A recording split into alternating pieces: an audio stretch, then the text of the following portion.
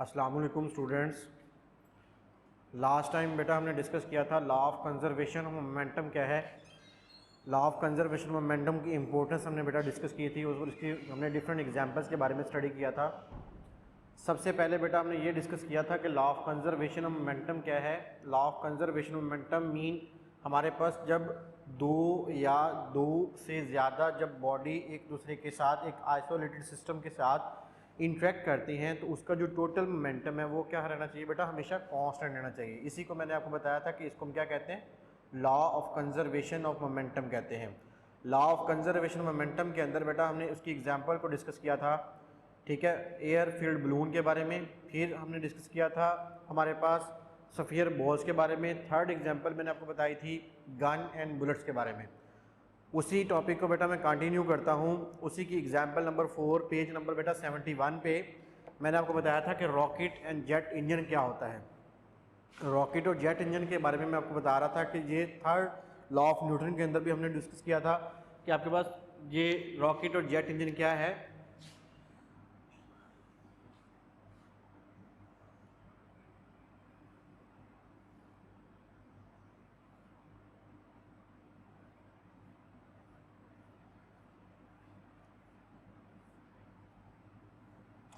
अब इसमें बेटा देखें हमारे पास इसको हम बोलते हैं रॉकेट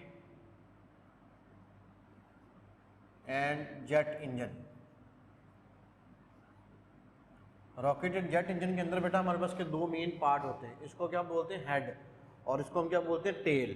ठीक है, according to law of conservation of momentum जब हम मतलब कि रॉकेट को हम रिलीज़ करेंगे तो क्या होगा बेटा, रिलीज़ करने से पहले उसका मोमेंटम हम चेक करते हैं कि इसका मतलब कि जैसे ही अपवर्ड मूव करेगा तो अपवर्ड मूव करने की वजह से इसकी टेल में से क्या होंगी, हॉट गैसेज जो हैं वो रशेज आउट होंगी, हॉट गैसेज यहाँ में से खारिज होंगी।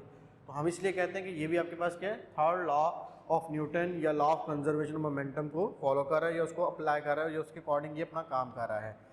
ये बेटा हमारे पास पेज नंबर 71 पे rockets and jet engine also work on the same principle. In this machine hot gases produced by burning on the fuel rushed out with a large momentum. The machine gain the equal and opposite momentum. This enable them to move with very high velocity. Mean that कि बेटा जब हम rocket को देखते हैं कि rocket का जब हेड ऊपर की तरफ जाता है, ठीक है, तो वो क्या होता है कि वो अपवर्ड मूव करता है और इसमें से हॉट गैसेज जो हैं वो नीचे की तरफ से क्या होती है, खारिज होती हैं। तो इसकी जो मैग्नीट्यूड जो वो क्या सेम, बट इसकी जो डायरेक्शन है दोनों की क्या है, ओपोजिट है। इसलिए हम कहते हैं कि जो रॉकेट एंड जेट इंजन जो है वो क्या कर रहा है, आपके पास लॉ ऑफ कंजर्वेशन मोमेंटम को फॉलो कर रहा है। ठीक है, तो नेक्स्ट है बेटा हमारे पास एग्जाम्पल नंबर 3.7। एग्जाम्पल नंबर 3.7 के अंदर हम डिस्कस करते हैं, लास्ट टाइम बेटा हमने इक्वेशन ड्राइव की थी कि जैसे ही हम मतलब कि एक बंदूक को लेते हैं और बंदूक के अंदर से गन फायर होती है तो बंदूक बेटा पीछे की तरफ क्या करती है, झटका लेती है। तो इस तरह अगर हम किसी भी बंदूक के वॉल्यूम को कैलकुलेट करना चाहें, उसका हमने वॉल्यूम बेटा क्या फाइंड आउट किया था, उसका वॉल्यूम आपके पास किसके इक्वल होता है, v is equal to minus m over m into v. तो आपके पास इसी से रिलेटेड आपके पास इक्वेशन है, a bullet of mass 20 gram is fired from the gun with the muzzle velocity 100 meter per second. Find the recoil of the gun if its mass is 5 kilogram. अब इसमें बेटा क्या बताया जा रहा है कि एक बुलेट है, उस बुलेट का मैस कितना है, 20 किलोग्राम। ठीक है, अब उसकी जो वेलोसिटी है उस बंदूक की, गोली की, ठीक है, उसकी कितनी बेटा, 100 मीटर पर सेकेंड। फाइंड द रिकॉइल, मतलब कि उस गन को, उस गन के जो पीछे की तरफ जो झटका ले रही है उसको हमने फाइंड करना है अगर हम उसके मैस को 5 किलोग्राम लेते हैं। अब मैस बेटा हमारे पास यहाँ कितना है, एग्जाम्पल नंबर 3.7।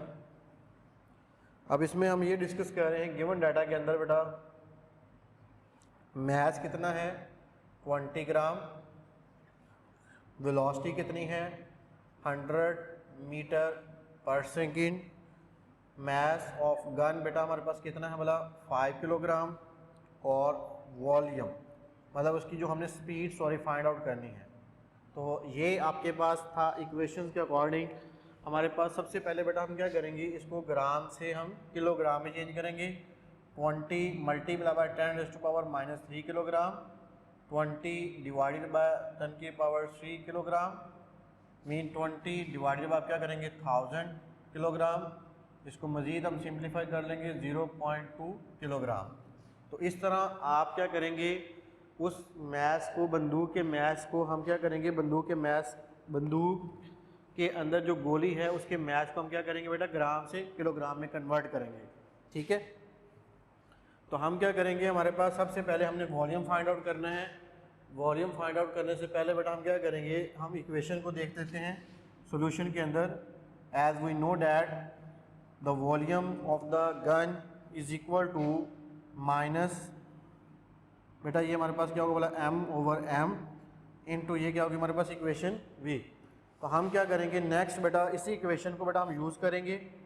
ठीक है, अब हम क्या करेंगे, इसमें वैल्यूज़ पुट कर दें आप।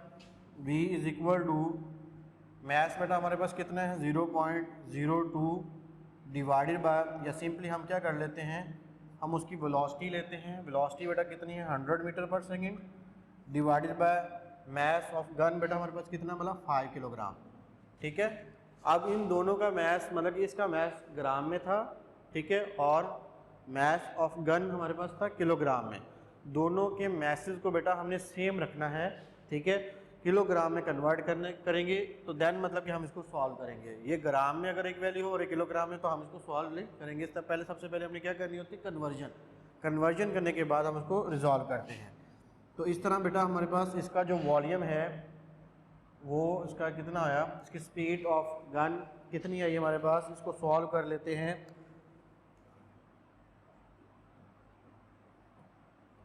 हाँ जी, तो बेटा इसकी जो हमारे पास स्पीड ऑफ गन कितनी आई, -0.4 मीटर पर सेकेंड।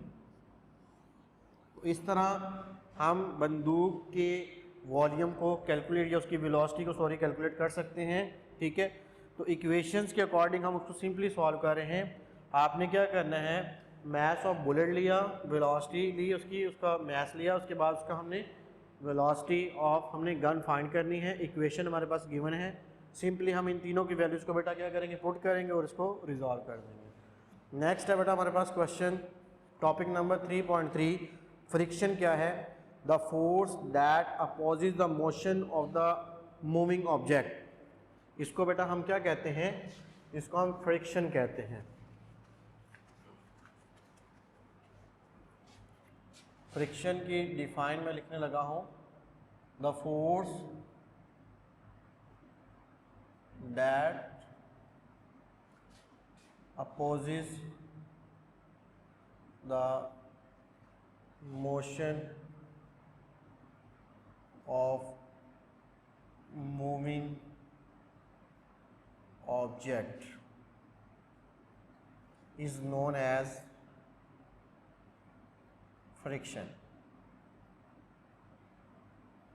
अब बेटा फ्रिक्शन होता क्या है, फ्रिक्शन बेसिकली हम कहते हैं कि फ्रिक्शन बेसिकली हमारे पास वो फोर्स है जो दो सतहों के मबैन मतलब कि एक मुखालफ सिमत पे लगाई जाने वाली जो फोर्स है, मबैन मतलब कि उसकी जो मुज़ाहमती फोर्स है।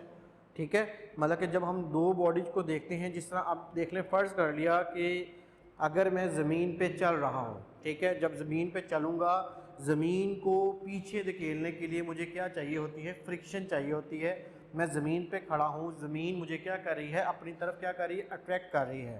तो ज़मीन का और इस फर्श का, या मेरी बॉडी का और इस फर्श के दरमियान क्या हो रही है, रगड़ की फ़ोर्स पैदा हो रही है, और उसी को हम क्या कहते हैं, रेजिस्टिव फोर्स कहते हैं, उसी को हम क्या कहते हैं, फ्रिक्शन कहते हैं। ठीक है, अगर हम कह रहे हैं कि अगर एक परिंदा फ़ज़ा में उड़ रहा है, तो वो परिंदा मतलब कि क्या करता है, अपने परों को कंटिन्यूसली क्या करता है, अप एंड डाउन करता है, और वो फ्रिक्शन की वजह से बेटा वो क्या करता है, आसानी से वो आसमान पे स्टे कर जाता है। अगर हम देखें, अगर हम वाइट बोर्ड की या इस बोर्ड मार्कर की बात करें, अगर इन दोनों में फ्रिक्शन ना हो तो हम कभी भी मतलब कि हम इसके ऊपर राइट नहीं कर सकते। इसी तरह आप कॉपी के ऊपर बेटा जब राइट कर रहे होते हैं, ठीक है, राइट करने के लिए उसमें फ्रिक्शन का होना बहुत ज़्यादा ज़रूरी है। अगर आप एक स्लिपरी पेज ले लेते हैं, ठीक है, आप उसके ऊपर राइट करने की कोशिश करते हैं, तो क्या होगा, कभी भी आप उसको अच्छे तरीके से आप उसको अटैम्प्ट नहीं कर पाएंगे, कभी भी आप उसको अच्छे तरीके से आप उसको लिख नहीं पाएंगे। कागज़ और पेंसिल में फ्रिक्शन का होना बहुत ज़्यादा ज़रूरी है। आप ज़मीन पे चल रहे हैं, अगर रोड और आपके पाँव के दरमियान फ्रिक्शन नहीं है तो कभी भी हम स्टेबल वे में हम रनिंग नहीं कर सकते। इसी तरह अगर एक रोड के ऊपर गाड़ी चल रही है, ठीक है, रोड पे चलती हुई गाड़ी में अगर उसके गाड़ी के टायर और रोड में सड़क में अगर फ्रिक्शन नहीं है तो कभी भी वो स्मूथ वे में या कभी भी वो एक अच्छे तरीके से वो रोड के ऊपर अपना सफ़र जो है वो कंटिन्यू नहीं कर सकती।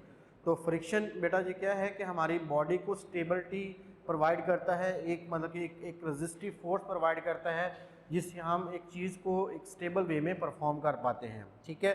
इसी तरह अगर हम एक एग्जांपल ले लेते हैं कि फ्रिक्शन अगर हम मतलब कि क्या करते हैं, अगर हम मस्कुलर एनर्जी के अकॉर्डिंग बेटा बात करें, हम दो हथेलियों को रगड़ते हैं तो रगड़ने से क्या होगा, उसमें हीट प्रोड्यूस होती है, वो फ्रिक्शन है, बेसिकली रगड़ की फोर्स जो है वो फ्रिक्शन है, ठीक है। हम ये एग्जांपल नंबर बेटा 3.16 3.15 ये दोनों इसकी एग्जांपल है।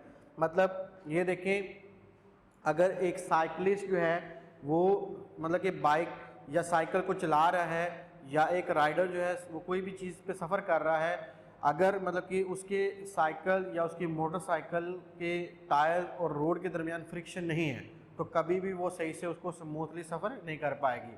अगर हम देखें बेटा, एक सिंपल सी मिसाल ले लेते हैं कि अगर हम एक कलीन को, ठीक है, या एक ब्रिक को या एक मार्बल को या एक टेबल को या एक कारपेट को, ठीक है, कारपेट को, ठीक है, एक मार्बल फ्लोर को, ठीक है, या मतलब कि हम डिफरेंट सरफेसेस जो कि बहुत ज़्यादा हार्ड होती हैं, अगर आप उसको कंटिन्यूसली मतलब कि हम ये डस्टर की बात कर रहे हैं, ठीक है, अगर ये डस्टर की सरफेस अगर स्मूथ नहीं है, हार्ड नहीं है, ठीक है, अगर मैं इस पर अंगूठे को रगड़ता हूँ तो क्या होगा, अगर स्लोली इस पर रगड़ूंगा तो क्या होगा, फ्रिक्शन जो है कम प्रोड्यूस होगी।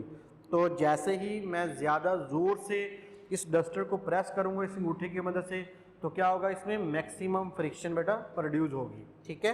तो ये एग्जांपल इसमें देख लें हमारे पास, rub your palm over a different surfaces such as table, carpet, polish marble surface, brick, etc. You will find the smoother in the surface, easier to move your palm over the surface. Moreover, harder press your palm over the surface, more difficult would be to move. Mean that कि अगर हम एक smooth surface लेंगे, ठीक है, उस पर जो फ्रिक्शन है वो कम होगी, और अगर हम एक हार्डर सरफेस के ऊपर अगर हम एक जोर लगाते हैं, फोर्स लगाते हैं तो क्या होगा, उसके लिए हमें मैक्सिमम फ्रिक्शन रिक्वायर्ड होती है। तो इस तरह बेटा नेक्स्ट हमारे पास कोल्ड वेल्ड का हम कंसेप्ट स्टडी करते हैं। कोल्ड वेल्ड के अकॉर्डिंग कोल्ड वेल्ड क्या चीज़ है,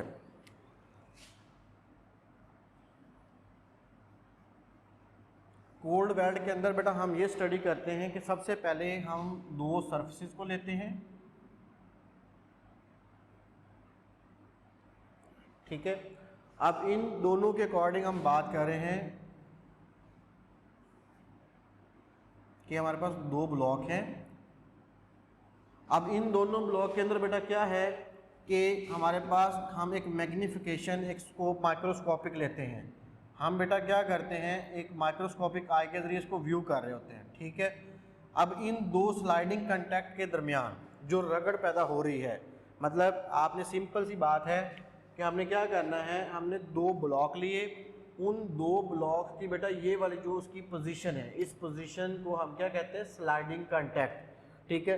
अगर तो वो उन दोनों में रगड़ पैदा हो रही है, ठीक है, उसको हम क्या कहते हैं, कोल्ड वेल्ड कहते हैं, उसको हम क्या कहते हैं, कोल्ड वेल्ड कहते हैं। द मैग्नीफाइड बेटा पेज नंबर 72 के सेकंड लास्ट लाइन पे, a magnified views of the smooth surface in the contact shows that the gaps contact between them, the contact point between the two surfaces from a sort of the cold weld. These cold weld resist the surface from the sliding over each other, ठीक है।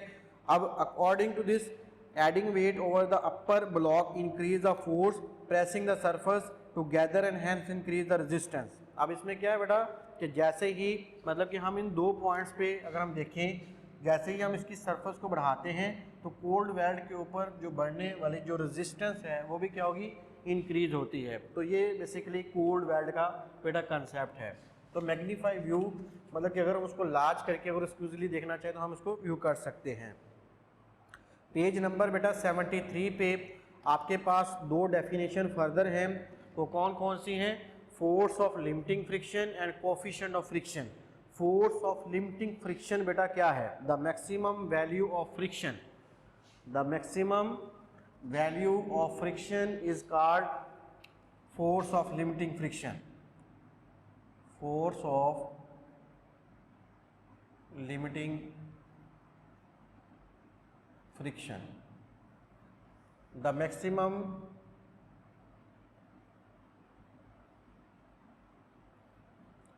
value of friction is called force of limiting friction, या is known as force of limiting friction. अब इसमें बेटा क्या बताया जा रहा है कि हमारे पास जो फ्रिक्शन की मैक्सिमम वैल्यू होती है उसको हम क्या कहते हैं? फोर्स ऑफ लिमिटिंग फ्रिक्शन कहते हैं, इंतहाई फ्रिक्शन हम इसको कहते हैं। ठीक है, तो ये इसमें एक डेफिनेशन दी गई है। अब इसमें नेक्स्ट डेफिनेशन हमारे पास coefficient of friction. Coefficient of friction की बेटा क्या डेफिनेशन है? The ratio between the two surfaces, the ratio between the surface of the limiting frictions and the normal reactions is constant. ये इसकी बेटा डेफिनेशन है। I repeat, the ratio between the limiting friction, मतलब कि हम इसकी definition को देख रहे हैं बेटा, द फोर्स, हम इसकी दोनों की फोर्स को देखते हैं। The ratio between the force of limiting frictions and the normal reactions, हम इन दोनों को बेटा देखते हैं कि वो क्या करना चाहिए? हमेशा कांस्टेंट होना चाहिए। तो इसकी डेफिनेशन में आपको लिख देता हूँ, the ratio force of coefficient of friction, coefficient of friction, the ratio of force of limiting friction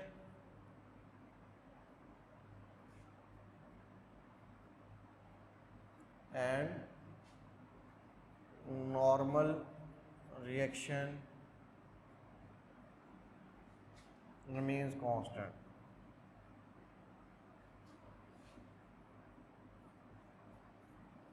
अब इसमें बेटा क्या है कि हमारे पास फोर्स ऑफ लिमिटिंग फ्रिक्शन को हम एक्सप्लेन कर रहे हैं।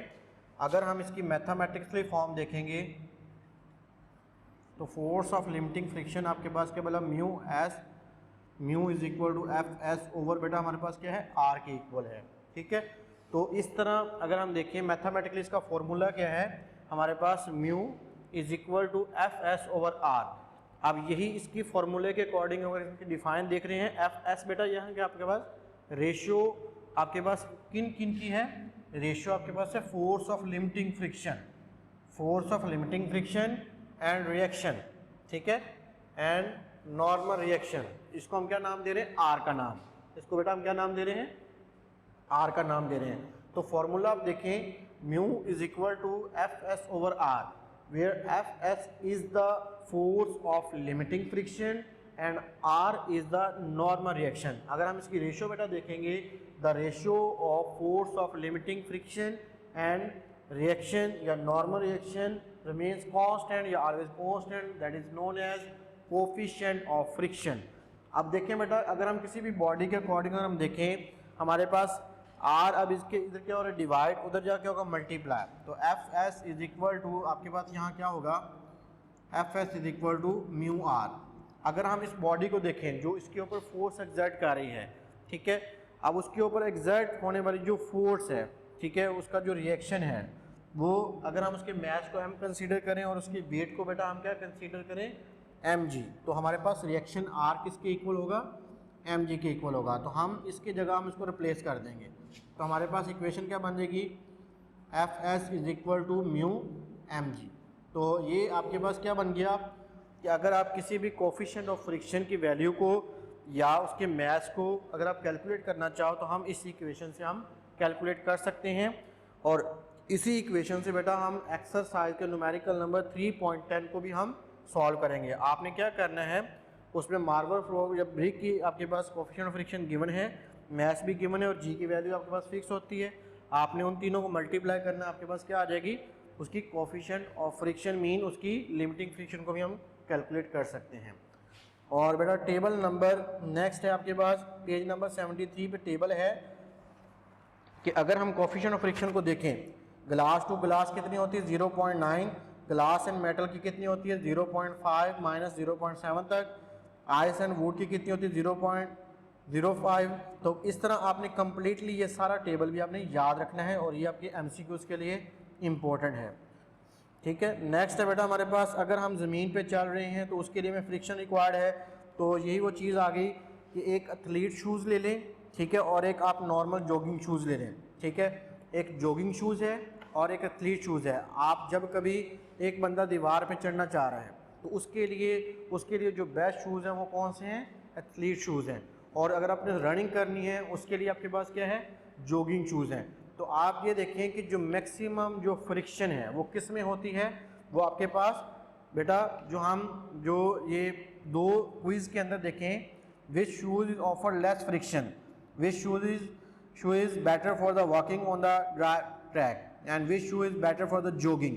अब जॉगिंग के लिए बेटा क्या होता है आपके पास, जिसकी सरफेस क्या होती है नीचे से हार्ड, या हम छोटे छोटे आमतौर पे हम ये बुलेट्स लगा लेते हैं छोटे छोटे, या उसके निशानदार हम उसकी सैम्बल को रिप्रेजेंट करते हैं, जिससे क्या होता है वो मतलब कि मैक्सिमम ग्रिप उस फ्लोर के अंदर प्रोड्यूस करता है और फ्रिक्शन हमें ज़्यादा से ज़्यादा देता है।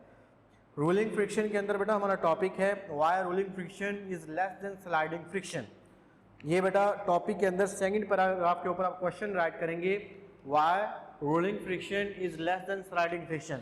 रोलिंग फ्रिक्शन जो है वो स्लाइडिंग फ्रिक्शन की निस्बत इंतहाई कम क्यों होती है। रोलिंग फ्रिक्शन स्लाइडिंग फ्रिक्शन की निस्बत बेटा इंतहाई कम क्यों होती है कि जब कभी हमने मतलब कि डिफरेंट हम देख रहे हैं, एक व्हील को आप एक स्मूथ सरफेस के ऊपर आप फ्लोर करवाते हैं तो देन बेटा क्या होता है उसमें मतलब कि एक गैप सा प्रोड्यूस होता है, और एक आप स्मूथ सरफेस को ले लें, मतलब कि हमारे पास ये फिगर नंबर 3.18 है, 3.19 है, अगर तो दोनों पॉइंट्स अगर एक दूसरे के साथ कांटेक्ट कर जाएं तो क्या होगा, उसमें फ्रिक्शन प्रोड्यूस होगी। अगर एक सरफेस को हम रोटेट करते हैं और उसकी डायरेक्शन उसकी ओपोजिट आती है according to third law of Newton, तो हम क्या कहते हैं हमारे पास जो स्लाइडिंग सरफेस है, मीन के दो सरफेसेस हैं हमारे पास, एक रोलिंग फ्रिक्शन है एक स्लाइडिंग फ्रिक्शन है। आप देखें कि स्लाइडिंग फ्रिक्शन हमारे पास क्या है, इस तरह अगर कोई बॉडी मूव कर रही है, ठीक है, तो और एक आपके पास क्या रोलिंग फ्रिक्शन है, ये वाली रोलिंग, ठीक है, सर्कुलर फॉर्म के अंदर। तो आपके पास जो फ्रिक्शन जो है वो मैक्सिमम किस में होती है, why rolling friction is less than sliding friction. Rolling friction जो है हमेशा लेस देन क्या होती है, रोलिंग फ्रिक्शन, इसको बेटा हम क्या कहते हैं, ये हमारे पास क्या है एक स्लाइड फॉर्म में है, ठीक है। तो स्लाइड फॉर्म में हमारे पास जो फ्रिक्शन है वो आपके पास हमेशा क्या होती है कम, और जो रूलिंग फॉर्म में फ्रिक्शन है वो मैक्सिमम होती है। तो इस तरह हम कह सकते हैं कि ऑपोजिट डायरेक्शन पे अगर कुछ सरफेस आ रही है, एक आपके पास स्मूथ सरफेस आ रही है और एक आपके पास हार्ड सरफेस आ रही है, तो दोनों के अकॉर्डिंग उसकी जो फ्रिक्शन है वो क्या होगी, चेंज होगी।